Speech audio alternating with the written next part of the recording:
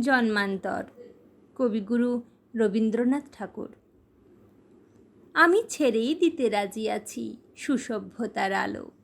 আমি চাই না হতে নববঙ্গে নবযুগের চালক।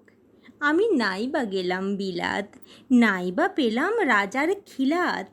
যদি পরজন্মে পায়রে হতে ব্রজের রাখাল বালক, তবে নিবিয়ে দেব নিজের ঘরে সুসভ্যতার আলোক। যারা নিত্য কেবল ধেনু চড়ায় বংশী বটের তলে, যারা গুঞ্জা ফুলের মালা গেঁথে পরে পরায় গলে, যারা বৃন্দাবনের বনে সদাই শ্যামের বাঁশি শোনে, যারা যমুনাতে ঝাঁপিয়ে পড়ে শীতল কালো জলে, যারা নিত্য কেবল ধেনু চড়ায় বংশী বটের তলে, ওরে বিহান হলো জাগরে ভাই ডাকে পরস্পরে। ওরে ওই যে দধিমন্থ ধ্বনি উঠল ঘরে ঘরে। হ্যারো মাঠের পথে ধেনু চলে উড়িয়ে গোখুর রেণু, হ্যারো আঙিনাতে ব্রজের বধূ দুগ্ধ দোহন করে। ওরে বিহান হলো জাগরে ভাই ডাকে পরস্পরে।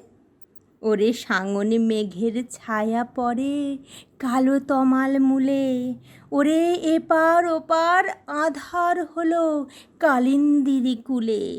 ঘাটে গোপাঙ্গনা ডরে কাঁপে খেয়া তরির পরে, হ্যারো কুঞ্জ বনে নাচে ময়ূর কলাপ খানি তুলে।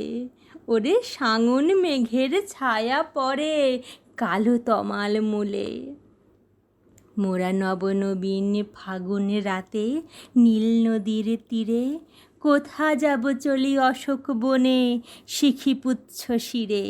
যবে দোলার ফুলরশি দিবে নিপো শাখায় কষি, যবে দক্ষিণ বায়ে বাঁশির ধ্বনি উঠবে আকাশ ঘিরে, মোরা রাখাল মিলে করব মেলা নীল নদীর তীরে।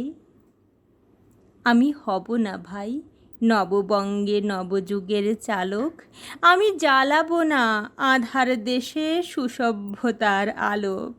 যদি ননী ছানার গায়ে কোথাও অশোক নিপের ছায়ে, আমি কোনো জন্মে পারি হতে ব্রজের গোপবালক, তবে চাই না হতে নববঙ্গে নবযুগের চালক।